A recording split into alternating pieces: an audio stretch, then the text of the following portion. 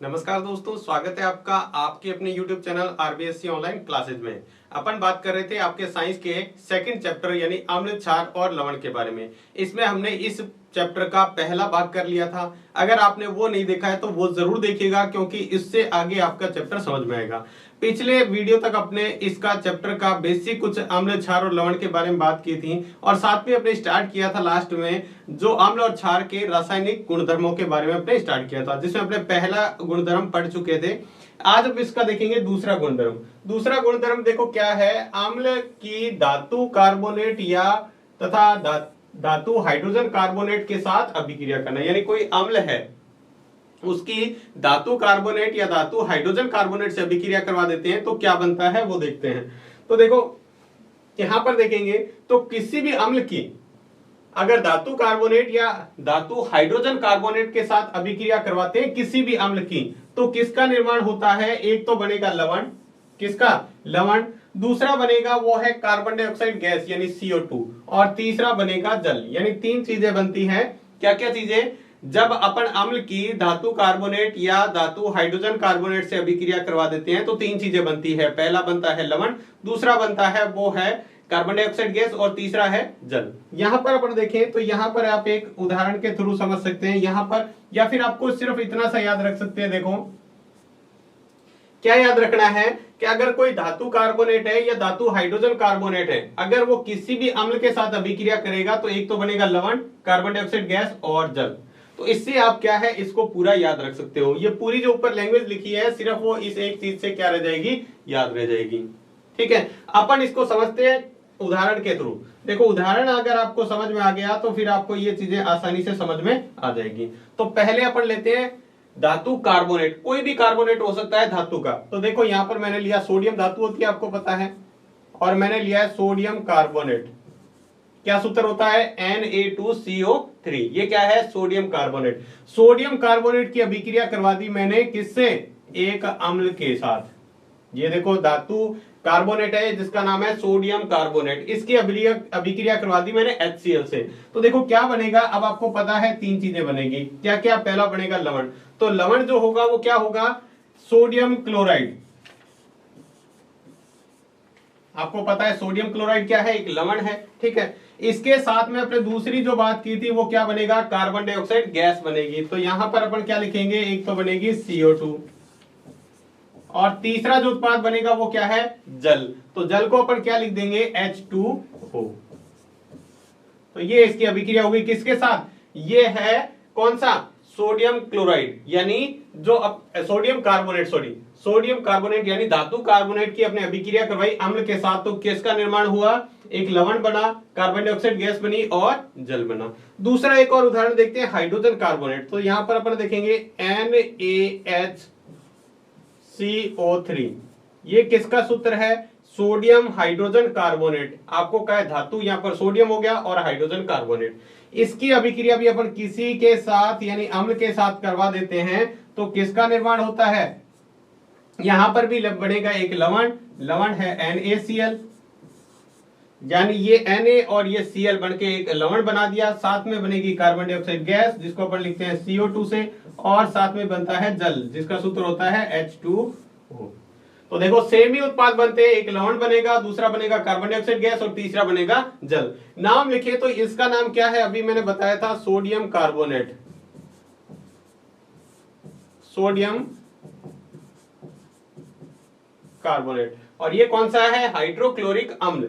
ये क्या है? अम्ल है, हाइड्रोक्लोरिक अम्ल। यहां पर जो लवण बना है वो है सोडियम क्लोराइड, सोडियम क्लोराइड। ये फिर से कार्बन डाइऑक्साइड गैस होगी, और ये क्या हो गया? जल। ये क्या हो गया? कार्बन डाइऑक्साइड गैस,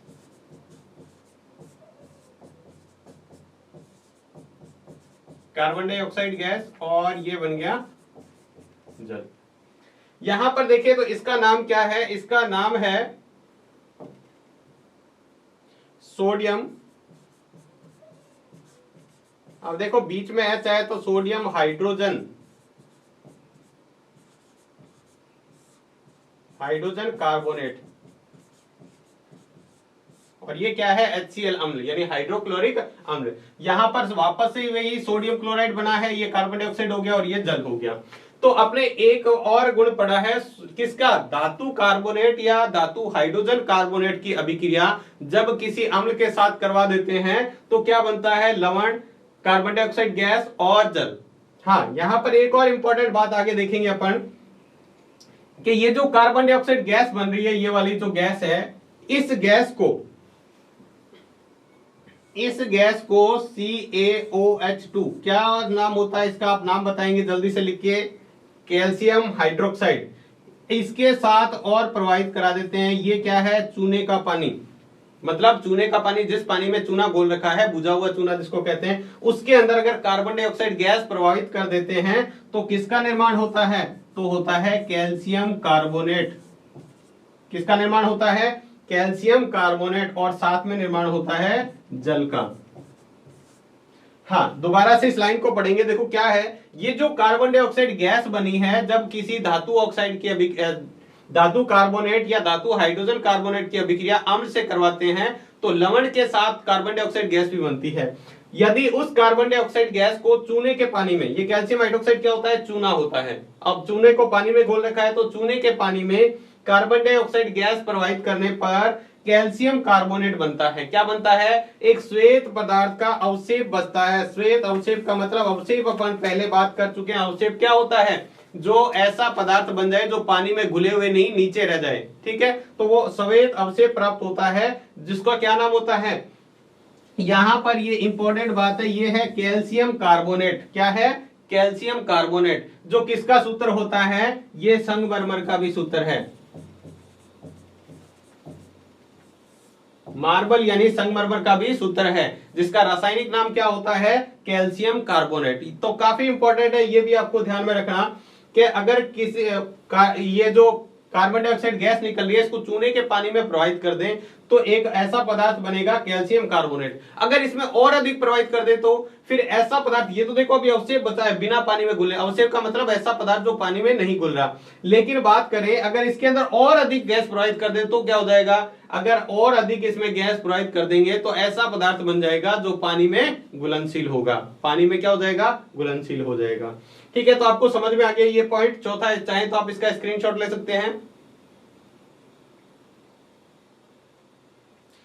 ये था इसका दूसरा गुणधर्म। इसके बाद अपन देखते हैं इसका अगला गुणधर्म क्या है, अम्ल एवं क्षारक की परस्पर अभिक्रिया। अम्ल और क्षार आपस में अभिक्रिया कर ले तो क्या होगा, यदि अम्ल और क्षार आपस में अभिक्रिया करें तो देखो, अम्ल एवं क्षारक अभिक्रिया करके लवण और जल का निर्माण करते हैं। पीछे की क्लास में आपने पढ़ा होगा, अम्ल तथा क्षार मिलकर लवण तथा जल का निर्माण करते हैं। इस अभिक्रिया का स्पेशल नाम होता है जिसको अपन कहते हैं उदासीनीकरण अभिक्रिया। इसको क्या कहा जाता है, उदासीनीकरण अभिक्रिया कहा जाता है। एग्जाम में कई बार आपसे पूछा जाता है उदासीनीकरण अभिक्रिया किसे कहते हैं, उदाहरण सहित समझाइए या उदाहरण सहित परिभाषित कीजिए। तो ऐसी अभिक्रिया जिसमें अम्ल तथा क्षार मिलकर लवण तथा, देखो अम्ल और क्षारक मिलकर लवण तथा जल का निर्माण करते हैं। किसका, एक तो हो लवण और दूसरा जो उत्पाद है वो है जल, इन दोनों का निर्माण करते हैं। तो इस अभिक्रिया को कहा जाता है उदासीनीकरण अभिक्रिया। देखो आप इसको इस तरह से याद रख सकते हो, अम्ल तथा क्षारक मिलकर क्या बना रहे हैं, लवण तथा जल, लवण प्लस जल, ये दो अभिकारक हैं, अम्ल और क्षार, उत्पाद बना है लवण और जल। तो ऐसी अभिक्रिया को क्या कहेंगे, उदासीनीकरण अभिक्रिया। इसको आप याद रख सकते हैं, देखो इतनी सी फॉर्म में। अगर ये लाइन आपको याद है तब भी आप परिभाषा बना सकते हो। कैसे, अम्ल तथा क्षारक मिलकर लवण तथा जल बनाते हैं, ऐसी अभिक्रिया को उदासीनीकरण अभिक्रिया कहा जाता है। ठीक है, उदाहरण के तौर पे अपन देख लेते हैं कुछ उदाहरण, तो आपको समझ में आ जाएगा। जैसे मैंने एक सिंपल सा उदाहरण लिया, जैसे मैंने एक अम्ल लिया है, HCl अम्ल होता है क्योंकि ये H+ आयन देता है, और एक क्षार ले लिया NaOH, ये क्षार है। अम्ल और क्षार मिलकर क्या बनाएंगे, लवण। अब ये क्या होता है, ये जो इसके साथ देखो, यहां पर इस अभिक्रिया को थोड़ा सा ध्यान से समझना, आपको समझ में आ जाएगा। किसी भी अम्ल और क्षार की अभिक्रिया आप बना पाएंगे।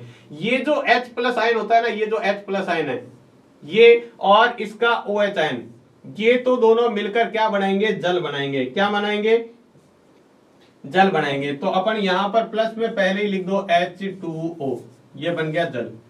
इसने H ने और इस OH ने मिलकर क्या बना दिया, जल बना दिया। अब यहां पर देखो Na और Cl बचा है। देखो Na होता है प्लस का और Cl होता है माइनस का। तो हमेशा आप किसी भी अणुसूत्र यानी नाम लिखते हुए यौगिक का हमेशा और हमेशा ध्यान रखना, प्लस वाला पहले लिखा जाता है, माइनस वाला पहले बाद में। तो NaCl हो जाएगा। दोनों की संयोजकता बराबर है तो इसके पैरों में कोई भी संख्या नहीं आएगी, सीधा अपन लिख देंगे NaCl। तो यहां पर देखो उत्पाद क्या बनेगा, NaCl, जो क्या है, एक लवण है। सोडियम क्लोराइड क्या होता है, लवण होता है। ये HCl क्या है, हाइड्रोक्लोरिक अम्ल है। ये कौन सा है, हाइड्रोक्लोरिक अम्ल,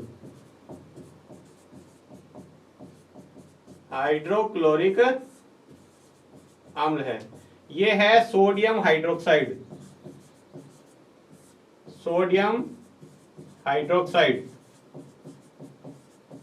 ये क्या है, ये क्षार है। मिलकर क्या बना दिया, यहां पर एक लवण बनाया जिसका रासायनिक नाम है सोडियम क्लोराइड। क्या नाम है, सोडियम क्लोराइड।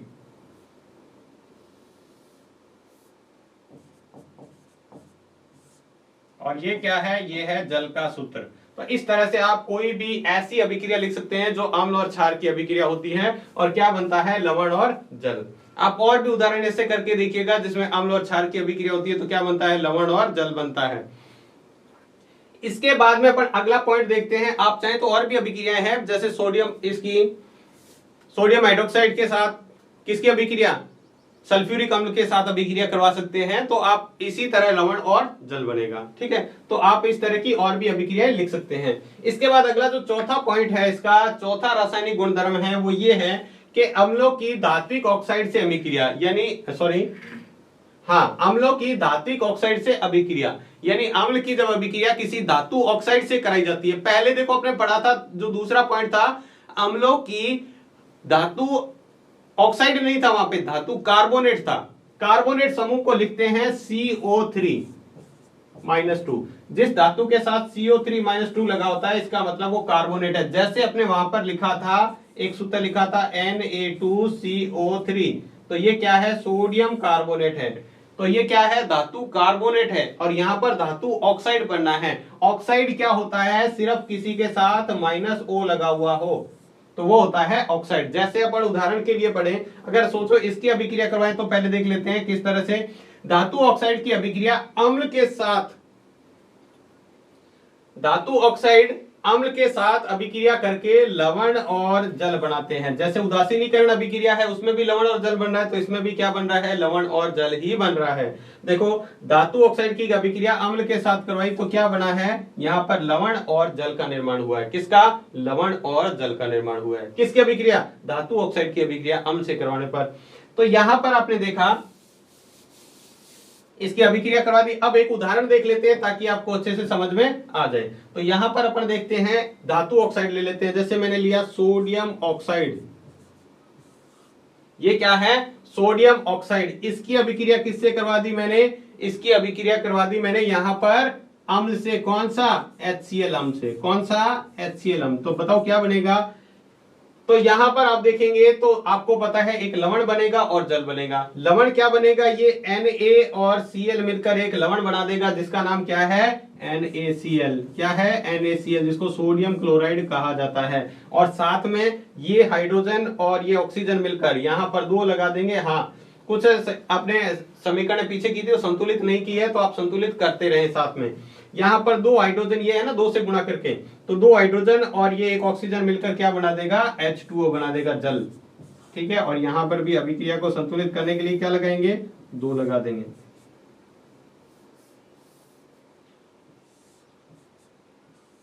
ये अभिक्रिया को संतुलित करने के लिए 2 लगाया गया, क्योंकि यहाँ सोडियम के 2 परमाणु है तो यहाँ इधर 2 है तो इधर भी 2 होने चाहिए। तो इसको, ये देखो धातु ऑक्साइड है, किसी धातु के ऑक्सीजन जुड़ जाती है तो वो धातु ऑक्साइड बन जाता है।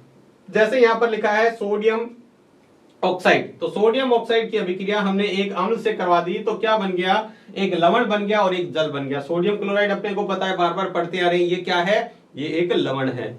ठीक है, तो इस तरह से आप इसको कर सकते हैं। आप चाहें तो और भी किसी अभिक्रिया है, जैसे और भी कोई ले सकते हैं, कोई भी आप, जैसे कैल्शियम ऑक्साइड।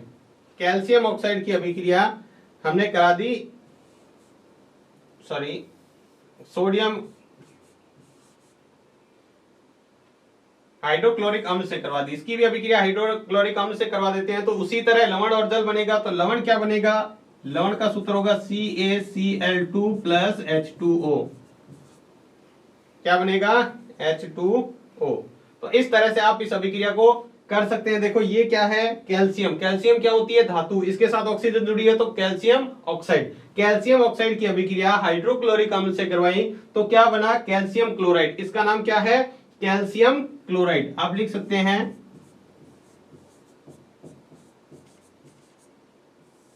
कैल्शियम क्लोराइड, इसका नाम है रासायनिक। ठीक है, और साथ में ये क्या है, ये है जल। तो आपसे यहां छोटा सा प्रश्न पूछें कि आप ये बता सकते हैं क्या कि धातु ऑक्साइड की प्रकृति कैसी होती है। ये जो कोई भी धातु है, कोई भी धातु ऑक्साइड है, इसकी प्रकृति बता सकते हैं कैसी है, क्या ये अम्लीय है या क्षारीय है। अभी आपको पता चल जाएगा, इसको ध्यान से देखिए तो आपको खुद को समझ में आ जाएगा। तो आप जरा ऊपर वाली अभिक्रिया देखें, यहाँ पे अगर अम्ल की जब अभिक्रिया किससे करवाते हैं, क्षार से करवाते हैं तब लवण बनता है, या फिर कहें क्षार की अभिक्रिया अम्ल से करवाने पर लवण बनता है। तो यहां पर ये HCl क्या है, ये HCl एक लवण सॉरी अम्ल है। HCl क्या है, देखो हाइड्रोक्लोरिक अम्ल है। तो अम्ल की अभिक्रिया इस धातु ऑक्साइड से करवाई। तो बताओ धातु ऑक्साइड कौन सा हुआ, धातु ऑक्साइड होता है क्षारीय प्रकृति का। कौन सी प्रकृति का, क्षारीय प्रकृति का। कैसे पता चला, क्योंकि ये जो अम्ल है, अम्ल किससे अभिक्रिया करेगा तब लवण बनेगा। देखो इधर लवण बन रहा है ना, तो अम्ल किससे अभिक्रिया करेगा, लवण बनेगा। तो धातु ऑक्साइड क्या हो गया, क्षार हो गया। यानी ये क्षार होगा, ये लवण होगा, सॉरी ये क्षार होगा, ये अम्ल होगा, तभी क्या बनेगा, लवण बनेगा। तो इसका मतलब कोई भी धातु ऑक्साइड है उसकी प्रकृति कैसी है, क्षारीय है। तो क्षारीय इसको क्या कह सकते हैं, क्षारीय ऑक्साइड भी कह सकते हैं धातु ऑक्साइड को, क्योंकि इसकी प्रकृति क्या होती है, क्षारीय होती है। क्षार ही क्या करता है, अम्ल के साथ मिलकर क्या बनाता है, लवण बनाता है। ठीक है, और साथ में देखो जल तो बन ही रहा है। तो ये इसका चौथा पॉइंट है, रासायनिक गुण है, इसको आप समझिएगा। और ये बहुत इंपॉर्टेंट है, इसको अच्छी तरह याद रखिएगा कि कोई भी धातु ऑक्साइड है वो कैसी प्रकृति का होता है, क्षारीय प्रकृति का होता है। इसका अगला पॉइंट इसी पर आधारित है, इसलिए इसको ध्यान से देखना है। चाहे तो आप इसका स्क्रीनशॉट ले सकते हैं। हाँ, इसके बाद अगला देखते हैं पांचवा पॉइंट। पांचवा पॉइंट क्या है, पांचवा पॉइंट ये क्षारक की अधात्विक ऑक्साइड। अभी तो धात्विक ऑक्साइड था, अब की बार अधात्विक ऑक्साइड। किसको, क्षार को अधात्विक ऑक्साइड से अभिक्रिया करवाते हैं तो क्या बनता है, लवण और जल। इसमें भी क्या बन रहा है, लवण और जल बनता है। जब अम्ल की धात्विक ऑक्साइड से, अम्ल की धात्विक ऑक्साइड से और क्षार की अधात्विक, यानी धातु नहीं होनी चाहिए, कोई अधातु होनी चाहिए, उससे अभिक्रिया करवाते हैं तब भी क्या बनता है, लवण और जल बनता है। देखो क्षारक अधात्विक ऑक्साइड से अभिक्रिया करके लवण तथा जल बनाते हैं। यहां आप इसको याद रख सकते हो, सिर्फ इतनी सी समीकरण से क्षारक अधात्विक ऑक्साइड से अभिक्रिया करके लवण और जल बनाएगा। तो अपन उदाहरण देखते हैं इसका। कोई भी क्षार ले लेते हैं, उसको अभिक्रिया करवाते हैं। जैसे मैंने उदाहरण के तौर पे ले लिया NaOH। एक बार आपको पता है NaOH क्या है, एक क्षार है, और इसकी अभिक्रिया करवा दी मैंने अधात्विक ऑक्साइड यानी कार्बन डाइऑक्साइड। कार्बन डाइऑक्साइड क्या होती है, कार्बन क्या होता है, अधातु होता है, धातु नहीं होता है कार्बन। कार्बन एक अधातु है, तो ये अधातु ऑक्साइड है। कार्बन डाइऑक्साइड, ऑक्सीजन जुड़ी हुई है ना, तो ऑक्साइड है लेकिन अधातु है। तो इसकी अभिक्रिया कराने पर क्या बनेगा, एक तो बनेगा लवण। अब लवण देखो क्या बनेगा, आपको पता है कि ये OH और ये O मिलकर क्या बना देगा, सॉरी ये OH मिलकर क्या बनाएंगे, इसके जल बना देंगे। यहां पर अपन दूर से अभिक्रिया करा देंगे तो ये बन गया। अब यहां पर अपन देखो इसको करेंगे तो किस तरह से देखो अभिक्रिया होगी। थोड़ा सा एक बार आप अभिक्रिया बनाने सीख गए ना, तो उसके बाद आपको कोई दिक्कत नहीं आएगी। तो सबसे पहले तो लवण, तो लवण क्या बनेगा, ये Na और ये CO2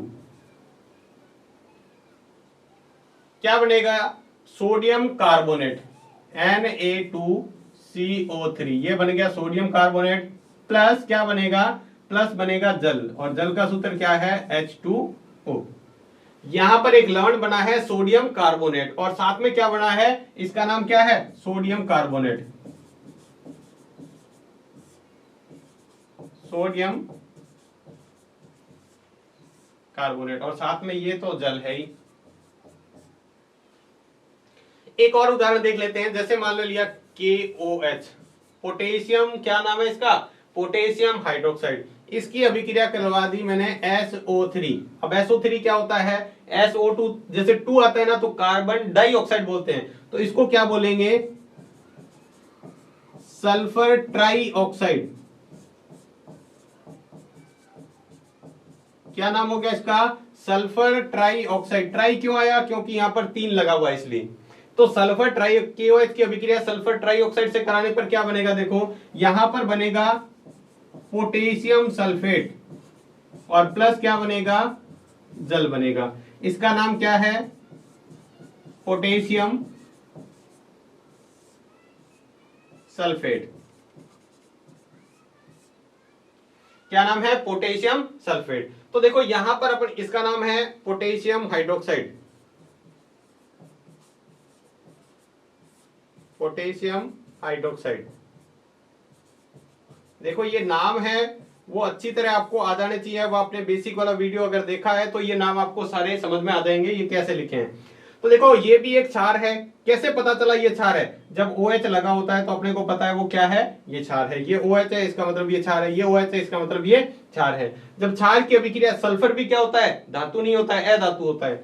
जब क्षार की अधातु से अभिक्रिया करवाते हैं तो एक तो बनेगा लवण और साथ में बनेगा जल, लवण और जल। तो यहां पर एक और क्वेश्चन बनता है आपके लिए कि ये जो अधातु ऑक्साइड है, कौन सा, अधातु ऑक्साइड, ये कौन सी प्रकृति का होता है, अम्लीय होता है या क्षारीय होता है। तो आप खुद पहले सोच के बताएं जल्दी से कि ये अम्लीय है या क्षारीय है। जरा आप देख लें कि यहां पर ये क्या है, ये है क्षार, ठीक है, और ये क्या है, अधातु ऑक्साइड। यहां पर क्या बना है, ये बना है लवण और ये बना है जल। देखो लवण बना है किससे, क्षार से, तो बताओ यहां पर क्या होगा तब ये लवण बनेगा। तो क्षार की अभिक्रिया किससे करवाए तब लवण बनता है, अम्ल से। तो इसकी प्रकृति क्या है, क्योंकि क्षार और अम्ल मिलकर क्या बनाते हैं, लवण बनाते हैं। तो इसका मतलब ये जो धातु ऑक्साइड है, अधातु ऑक्साइड सॉरी, अधातु ऑक्साइड है, वो उसकी प्रकृति कैसी होती है, अम्लीय होती है। कैसी होती है, अम्लीय होती है। अम्लीय प्रकृति के कारण ये अम्ल किससे अभिक्रिया करता है, ये क्षार से अभिक्रिया करता है, इसलिए क्या बनाता है, ये लवण और जल बनाता है। देखो कोई भी अम्ल है, थोड़ा सा यहां समझ लें, अम्ल की अभिक्रिया किससे करवाने पर लवण बनेगा और क्षार की अभिक्रिया किससे करवाने पर लवण बनेगा। अम्ल में क्षार मिला देंगे तो लवण बन जाएगा, और क्षार में क्या मिला देंगे, अम्ल मिला देंगे, तब दोनों में क्या बनेगा, लवण। तो यहां पर आप देखो कहीं भी लवण बन रहा है और उसके साथ एक अम्ल है या फिर क्षार है, तो दूसरा क्या होगा, उसका बिल्कुल उल्टा। तो देखो यहां पर क्षार है तो ये इसका बिल्कुल उल्टा हुआ, तभी यहां पर जब लवण बन रहा है तभी बात कर रहे हैं, यहां पर लवण बनेगा तभी ऐसी बात करेंगे। तो ये इस तरह से आप क्या कर सकते हैं, इसको सीख सकते हैं अच्छी तरह। चाहे तो आप इसका भी स्क्रीनशॉट ले सकते हैं। तो ये थे आपके अम्ल और क्षारक के रासायनिक गुण, जो अपने 4 गुण पढ़े, 5 गुण पढ़े हैं। काफी इंपॉर्टेंट है, इसमें से काफी प्रश्न पूछे जाते हैं। कुछ अभिक्रिया पूछ ली जाती है या फिर ऐसे पूछ लिया जाता है, किसी धातु की, कोई धातु है कार्बोनेट है, उसकी अम्ल के साथ अभिक्रिया करवाएं तो क्या बनेगा। कोई धातु ऑक्साइड है, उसकी अम्ल के साथ या क्षार के साथ अभिक्रिया, अम्ल के साथ अभिक्रिया कराएं। कोई अधातु ऑक्साइड है, उसकी क्षार के साथ अभिक्रिया करवाएं तो क्या बनेगा। तो इस तरह के क्वेश्चन काफी पूछे जाते हैं। तो अगर आपको ये अच्छे से क्लियर है तो आप इस तरह का कोई भी क्वेश्चन आसानी से कर सकते हैं। तो आज के वीडियो में बस इतना ही, बाकी बचे हुए टॉपिक अपन पढ़ेंगे नेक्स्ट वीडियो में। तो आज का वीडियो आपको कैसा लगा हमें कमेंट बॉक्स में लिखकर जरूर बताएं। तो आज के वीडियो में बस इतना ही, धन्यवाद।